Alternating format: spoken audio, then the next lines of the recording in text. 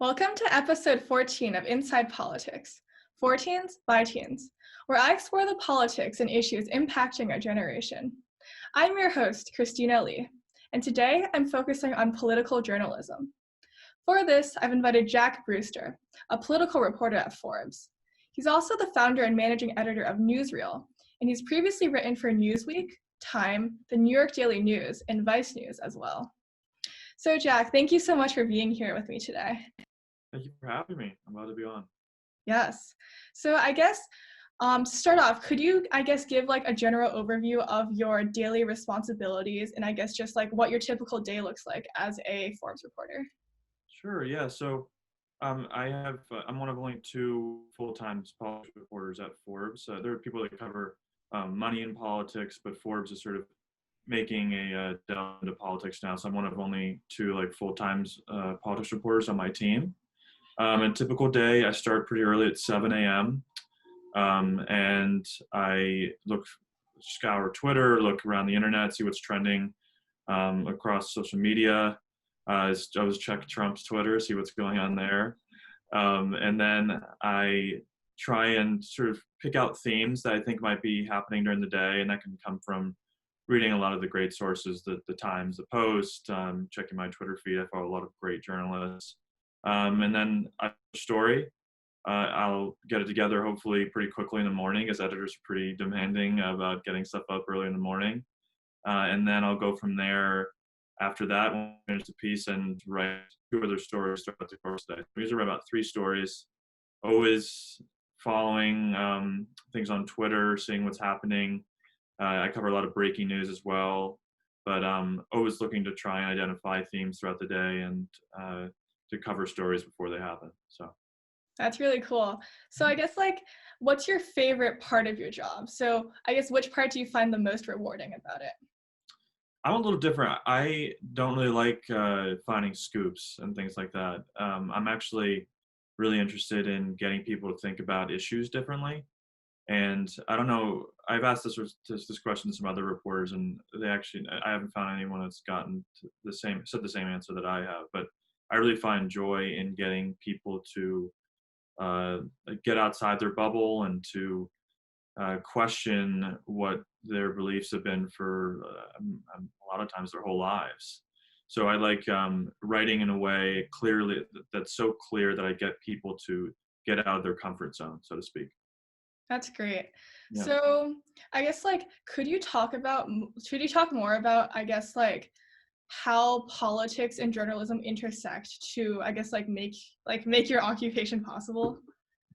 Wow. I mean, I think they're crucial to each other. I don't think one can exist without the other. I think today, with the rise of misinformation online, it's even more important. But the way they intersect, I think for politicians, I think still need the media to at least try and convey their message, even though they do have Twitter and their own social media sites. There is still a wall between politicians and just the general public. There really is a mutually beneficial relationship still.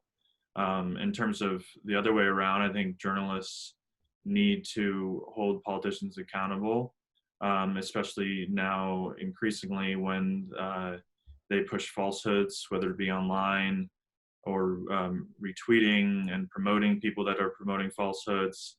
That's become one of the most crucial parts of a journalist's mission. Also, I think journalists are sort of there's a word we used to use in college, almost turning on a siren about issues. There's so much now, and our politicians, Trump pushes so much information all the time. That's another form of sort of a way that people could get lost, and the public cannot really know what issues to follow. So journalists, I think, play a role in identifying the really important issues, which may sound like sort of an easy task, but when there's so much information out there, and sometimes things get lost because they're not trending, and journalists need to be there to identify it and hold politicians accountable. So there's a lot, but those are the two main ones that I usually say. Understood. So I guess like as a reader or like as somebody who consumes like news articles, how would you suggest like the general public go about being an informed reader? So I guess like because there's a lot of talk about media bias, right? So how should we go about combating that? I think the first step is having a lot of sources. Like the irony today is that, you know, people say that we're less informed, but we have more sources, more access to information than we ever have. So why is that happening, right? And I think it's because people are increasingly siloed. And by that is that um, they are choosing to get their news from only one place, and they think that it should come to them. And sometimes there's a little bit of digging that needs to be involved, and that digging is easier than it ever has been before. And so what I mean by that, I don't only mean the friends you follow on Twitter, but I mean actually going out of your way to pick, if you're left-leaning, you pick right-leaning sources. Go to good quality right-leaning sources. Where if you're only on Twitter, then that's very easy to do. You search publications. Also, I know there are people that are my age that get all their news from Instagram, and that's fine as long as you're following diverse sources online. I think that's the best way to, because every news outlet has a little bit of bias. Every person has a little bit of bias. That's the catch-all term, and there's really nothing new about it. We've always had that, but we also, I think, people had more of a preference or more of an emphasis on trying to read as many sources as possible, and we've been away from that. And now people one source and like, oh, that person's biased. Well, you know, you're biased too. We all have and should have our own opinions, and that's not a bad thing. But the bad thing is not looking at and hearing from a diverse set of voices and going to a bunch of different outlets. Yeah. And I guess like with like social media and technology becoming even more relevant today, do you think it's just like easier to fall into this trap of just like being lazy and only relying on one source? Oh yeah, no, I think it's very easy to just fall into that trap, and I think, you know, a lot of times people will just skim an article or a headline, and that becomes a big problem because they're coming at it from everyone's coming at it from a different place. Then if we're all following different sources and there are more sources than there are before, we all have our own accounts and we all think each person's our own journalist, then we're all going to come at issues from different areas, and no one's going to ever be able to agree on anything. So I do think that it's easy to fall into that trap, but I also think it's easy to come out of that now, and it's easier than ever has been before. I mean, our parents didn't have the option to read 500 newspapers. They had to pick a few, right? And that made it a good thing because there was a launching point of discussion for people, right?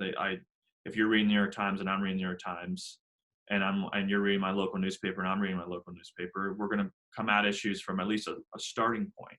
Now you have people that are getting their news from sources on TikTok and other, you know, your parents, maybe boomers are getting their news more from Wall Street Journal and New York Times. So there's so many sources out there, and I think that's the issue. It's not really that necessarily we're only just falling into a trap.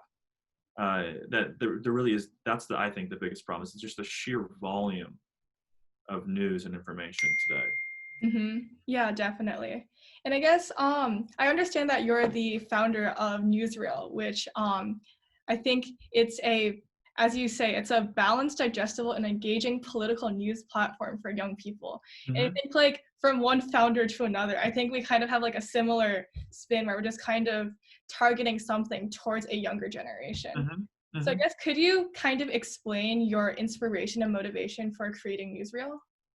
Sure. Yeah. So I did an internship in college. A couple of them. One of them I worked at Time Magazine, and I was covering politics there, and I got to go in the White House, and I was little shrimp. I mean, I was nothing. And I was standing next to Trump, and I'm like, wow, this is the coolest thing ever. And like, you know, getting to cover like big issues, like I'm going to Congress, and I got to cover big stories, and it was probably one of the two of the most fun months of my life.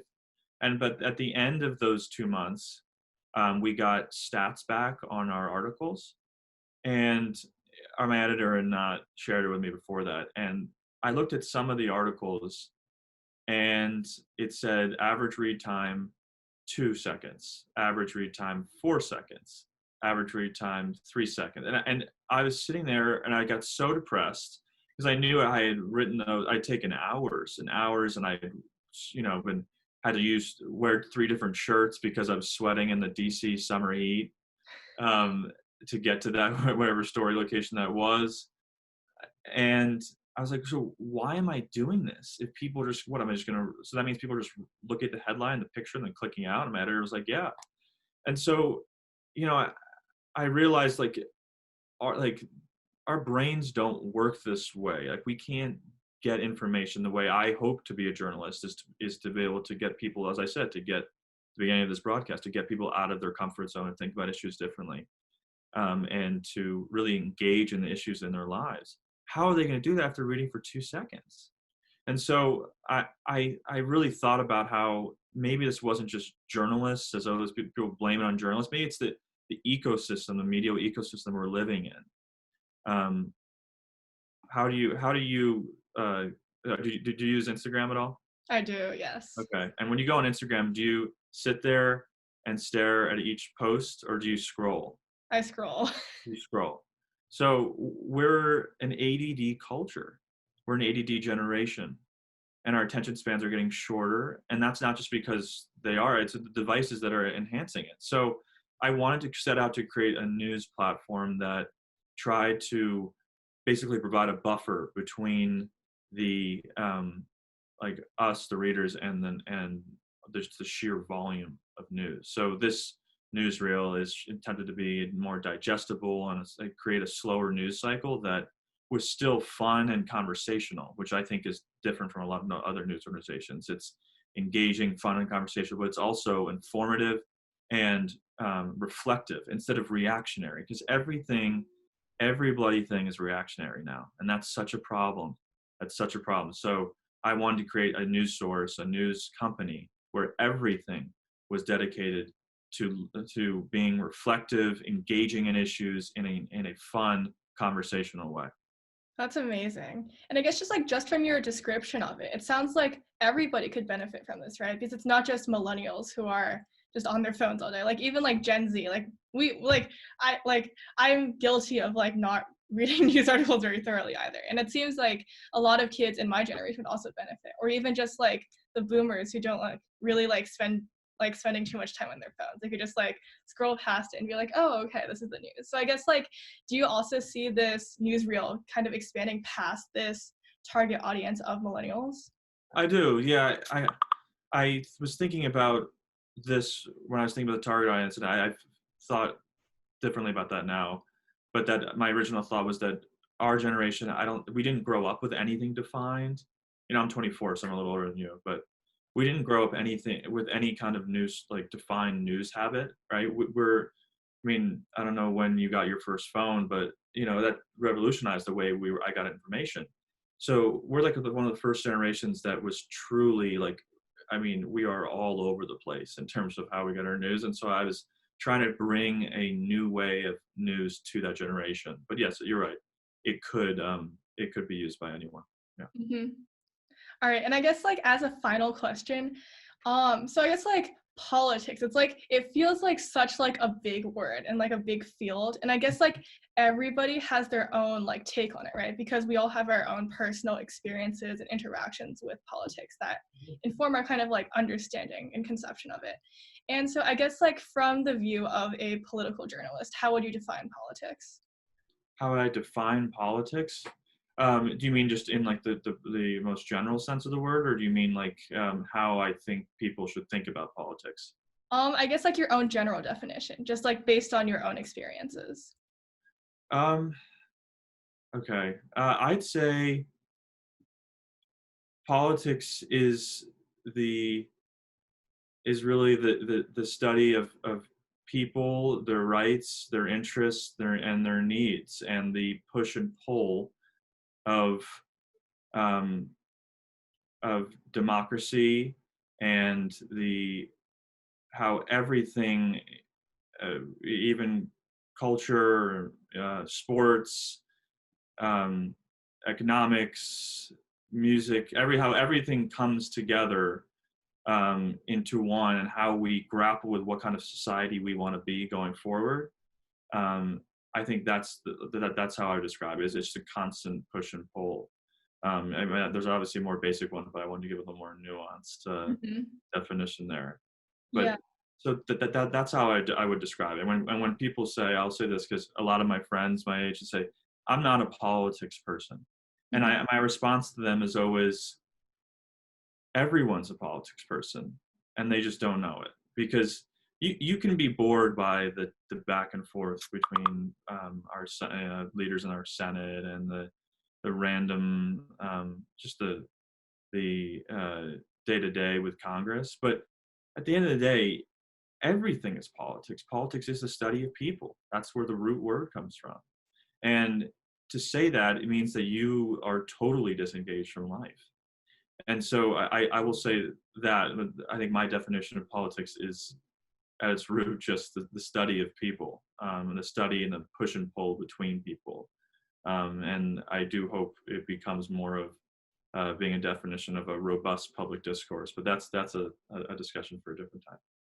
And I guess like with that like description and just pulling it back to, I guess, like the predominantly Gen Z audience of this podcast, like given that definition, how would you motivate them to care about and get involved in politics?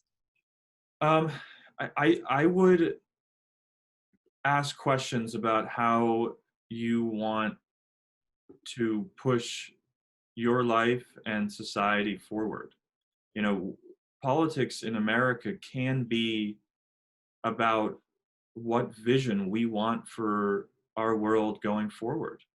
And if you are absent from that, you are absent from the future and the great innovations that could come, and the monumental moments in history that will come up without even us knowing it. Like, who could have guessed that what happened this year is directly related to our politics?